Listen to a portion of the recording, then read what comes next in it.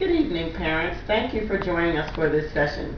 Tonight we're going to talk about one of the ways you can help your child to succeed in school at an early age. And of course there are many ways you can help them to succeed. One is by reading. Another is teaching them the alphabet, the numbers, the colors, and that sort of thing. But tonight I'm going to talk about a topic that you may not have thought about, but certainly it will help your child to succeed in school. And it's called the universal language. And I'm sure some of you have heard about that. Well, the universal language is called music. Music, something that we're all familiar with. It's all around us. It's in nature. It's on television, on your iPod, cell phones. Anywhere you turn, there's music. So what I want to do in the very beginning here is just to show you a little video clip that's going to illustrate just how music connects with children.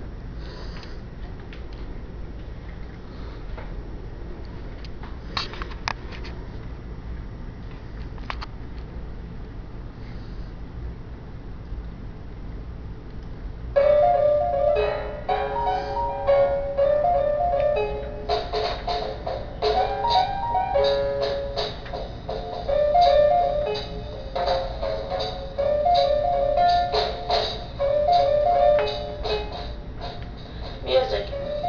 It's all around us. It surrounds us in our daily lives. In many ways, music is a natural part of our daily lives.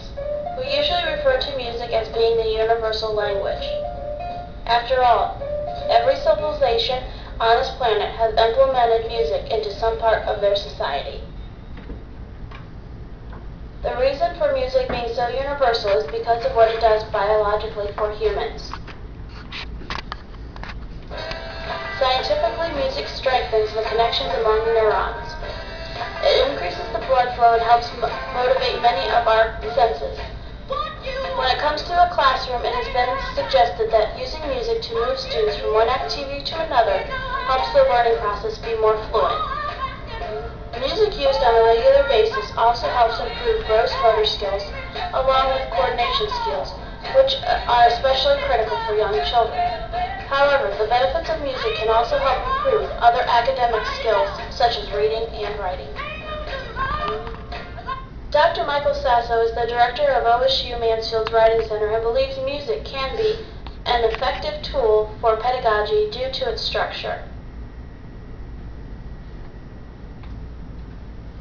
On the cognitive side, I think that music itself has, like any other discipline, a grammar. It has a grammar and a language and a way of communicating that's really easy to parallel with writing, which has just another kind of grammar. And it's a structure in itself that creates a way of knowing, a way of understanding. Writing has close ties with music. If we look at one particular style and form of writing, we can see how teaching effective writing skills intersects with music. That style is poetry.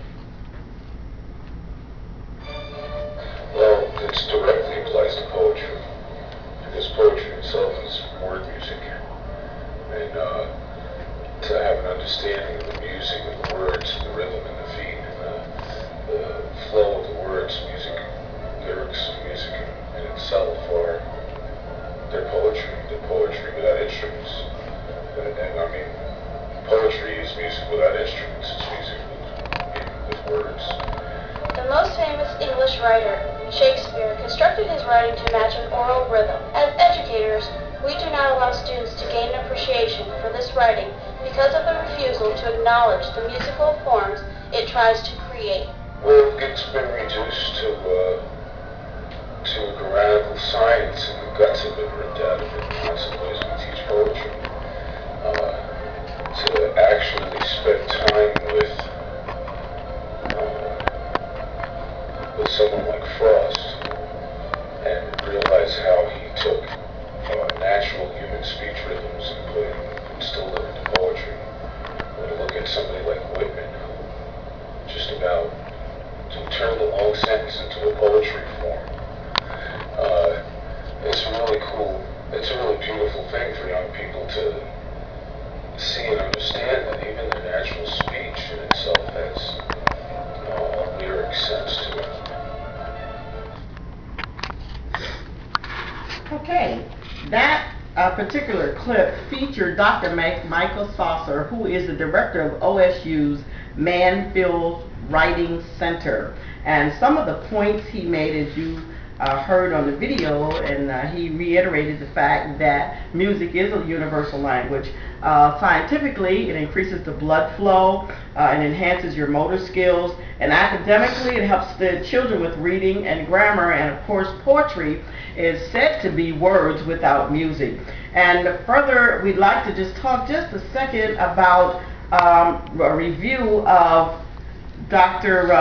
Donna Brink Fox is her name, and she writes in the Music Educational Journal, and this particular article was about music and the baby's brain, and she talks about before the baby is even born, in the brain development, there is a learning process that goes on, and also she speaks about the fact that music is a means of communication for the baby. Also, she talks about the fact that when we talk to babies, we talk in a language called motherese. How are you, baby? Isn't that nice? Are you happy today? So it's a sort of sing-song type of way that we talk to babies, and we talk that way to them because they understand that type of communication. In conclusion, I would like to say that there was, in 1996, there were 150 brain scientists that were summoned to a brain development meeting, and the conclusion of that meeting was to let the experts know that the children's education is at high stakes. So it's very important how they enact laws for children on a day-to-day basis. So as a result of that, a commercial music video was made so they could be played for the mothers and also in the daycare centers to help the children grasp and learn at an early age. Also, the state of Florida legislature approved a requirement for playing recorded music in early childhood. So I want to encourage you parents to know that music can change your child's life. Music is an investment for now and for the rest of their lives. And just a little line for you to remember: music is the balm that soothes, a tool that helps your child in school. Thank you, and God bless.